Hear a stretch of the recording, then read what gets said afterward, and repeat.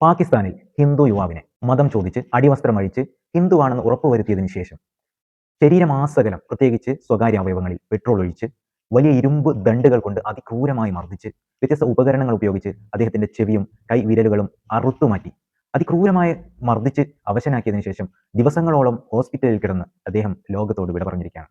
മനുഷ്യ മനസ്സാക്ഷിയെ ഞെട്ടിപ്പിക്കുന്ന ഈ ക്രൂരകൃത്യത്തെക്കുറിച്ച് കേൾക്കുമ്പോൾ തന്നെ നിങ്ങളുടെ ഉള്ളിലുള്ള രോഷമുയരുന്നില്ലേ? നിങ്ങളുടെ രക്തം തിളക്കുന്നില്ലേ? തീർച്ചയായും തിളക്കുന്നുണ്ടാകും, തിളക്കേണ്ടതുമാണ്. പക്ഷേ ഈ ക്രൂരകൃത്യം നടക്കുന്നത് പാകിസ്ഥാനിലല്ല, ഇന്ത്യയിലാണ് നടക്കുന്നത്. ഒരു ഹിന്ദുവിനെതിരെയല്ല, ഒരു മുസ്ലിമിനെതിരെയാണ്. അത്താർ ഹുസൈൻ എന്ന് പറയുന്ന ഒരു ബീഹാരി ചെറുപ്പക്കാരനാണ് അതിക്രൂരമായ കൊലപാതകത്തിന് ഇരയായിരിക്കുന്നത്.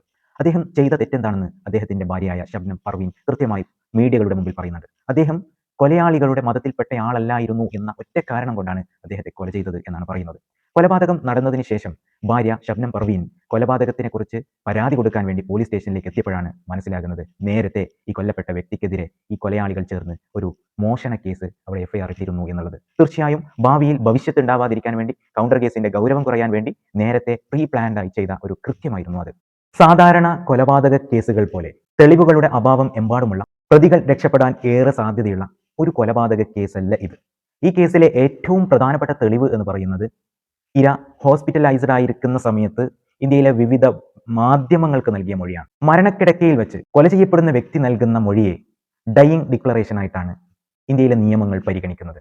A man will not meet his maker with a lie in his mouth എന്നുള്ളതാണ് നിയമത്തിന്റെ സങ്കല്പം.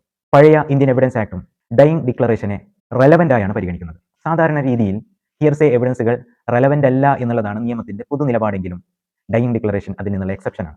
അതുകൊണ്ട് തന്നെ പ്രതികൾ ശിക്ഷിക്കപ്പെടാൻ മാത്രം, ഈ കൊലപാതകം തെളിയിക്കപ്പെടാൻ മാത്രമുള്ള ഏറ്റവും സ്ട്രോങ് ആയ എവിഡൻസ് ആയി ഈ ഡയിങ് ഡിക്ലറേഷൻ മാറുമെന്നതിൽ തർക്കമില്ല. ഏതായാലും കൊലപാതകം തെളിയിക്കപ്പെടട്ടെ, പ്രതികൾ ശിക്ഷിക്കപ്പെടട്ടെ, നിയമം അതിന്റെ വഴിക്ക് നടക്കട്ടെ. പക്ഷേ അപ്പോഴും ഒരു ചോദ്യം ബാക്കിയാവുകയാണ്. വിവിധ മതവിശ്വാസികളും മതമില്ലാത്തവരും ഒരുപോലെ ഒരുമയോടെ കഴിഞ്ഞിരുന്ന ആ പഴയ ഇന്ത്യ ഇനി തിരിച്ചു വരുമോ എന്നുള്ളതാണ്. തീർച്ചയായും നമ്മുടെ രാജ്യത്തിന്റെ ആത്മാവ് കുടികൊള്ളുന്നത് ഇന്ത്യയുടെ ഗ്രാമങ്ങളിലാണ്. ആ ഗ്രാമങ്ങളിൽ ഇപ്പോഴും അങ്ങനെ തന്നെ വിവിധ വിഭാഗങ്ങൾ തമ്മിലുള്ള ഐക്യം നിലനിൽക്കുന്നുണ്ട്. പക്ഷേ എങ്കിലും ഇന്ത്യയുടെ ചില ഒറ്റപ്പെട്ട ഭാഗങ്ങളിൽ ഇത്തരത്തിലുള്ള മതത്തിന്റെ പേരിലുള്ള ആക്രമണങ്ങൾ ഒറ്റയായെങ്കിലും അരങ്ങേറുമ്പോൾ അതിനെതിരെ മതനിരപേക്ഷവാദികൾ എന്ന നിലയിൽ നമുക്ക് എന്താണ് ചെയ്യാൻ സാധിക്കുക?